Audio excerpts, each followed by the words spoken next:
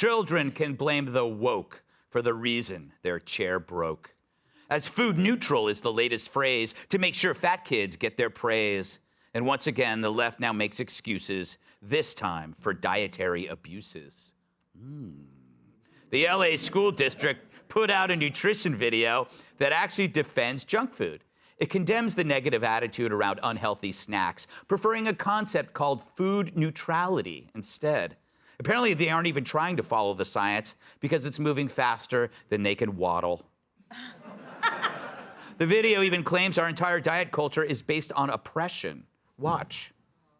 I got us donuts. Those are so bad for you. Oh no, are they moldy? I mean, are they poisoned? Are you allergic?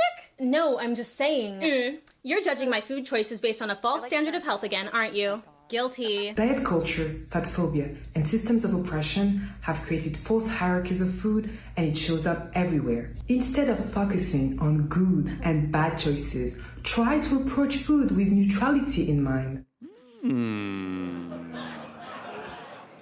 You know, they're going to end up killing kids before their puberty blockers kick in. It's a brilliant joke. By the way, that last lady is allegedly a nutritionist at a junk food company, so they couldn't get someone less biased, you know, like Ronald McDonald or Chuck E. Cheese.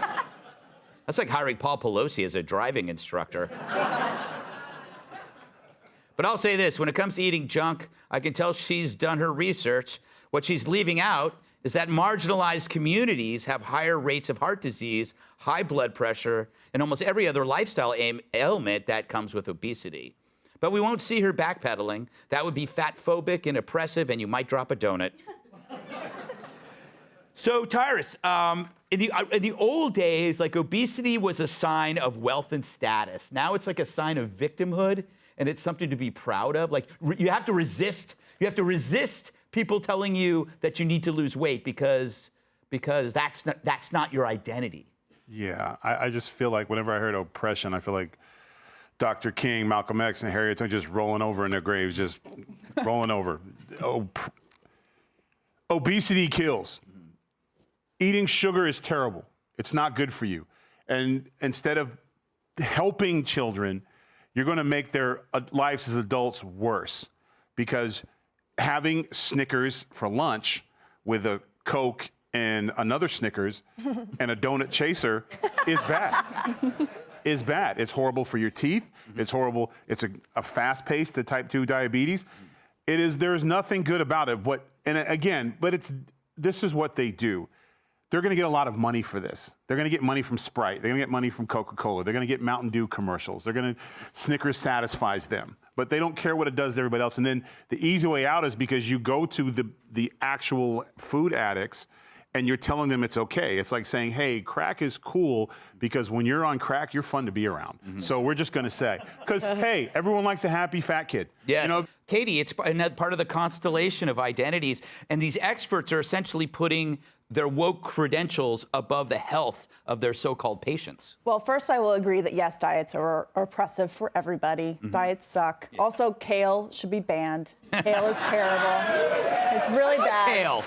I mean, it's bad for your digestive system, so I'll agree on those things. But if she would spend more time actually teaching people about how they can eat better food and make better choices at the grocery store, setting them up for a life of health, than doing this, she would actually help a lot of kids that she's claiming to be helping right now. The #1 killer in this country is bad food choices. That is the reason why we have all of our healthcare problems. It's the #1 killer during COVID, obesity. This is the bottom layer of the reason we have a health crisis in America, and doctors refusing to talk about it are really letting people down on what their job is, which is to be honest with them and to keep them healthy. And making good food choices is one of those things.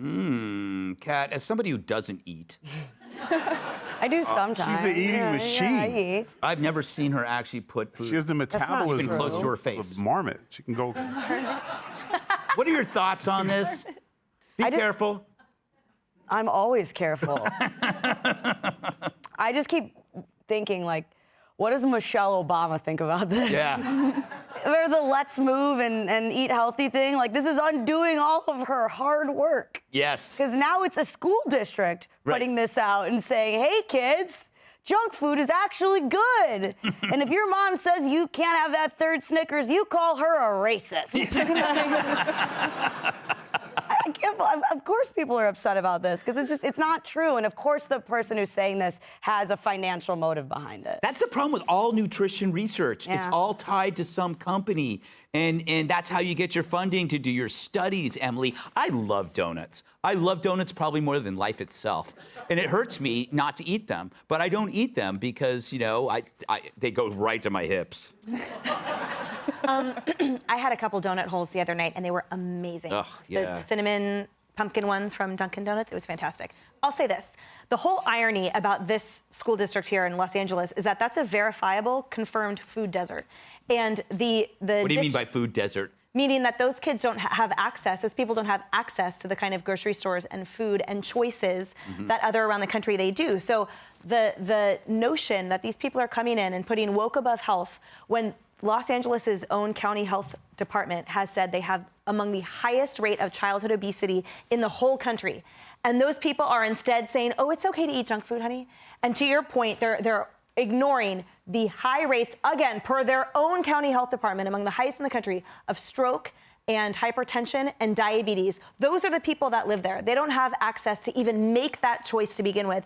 And yet that school district is focusing on, but it's okay to do this. Ignoring instead the lack of choice, ignoring instead the fact that the country doesn't care at all. They turn their heads because it's a certain kind of people that live there, while their governor instead focuses on what, like, Governor DeSantis is doing. They're turning a blind eye to everyone in Los Angeles. They turn a blind eye to solutions while turning their seeing eye to people coming up with solutions. So they're more critical of the things that are going on without having a solution. And they're removing standards across the board, whether you want to be in sports or you want to be in the military or the police. Like, you don't have to be in shape anymore. It's kind of sad. No, because you don't matter. That's the point. It's the worst form of racism, saying you cannot compete, so we have to lower the bar. Because I guarantee you, if you turned that camera off and told them to eat that donut or gave that woman a Snickers and a Coke, she'd be like, oh, I'm not eating that.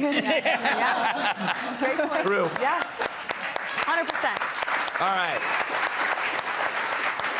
And as you know, all the obesity, the fault of that is Donald Trump because he caused all the stress eating. Up next, is the definition of homosexual unknown, or is the left eating its... Hey, Sean Hannity here. Hey, click here to subscribe to Fox News YouTube page and catch our hottest interviews and most compelling analysis. You will not get it anywhere else.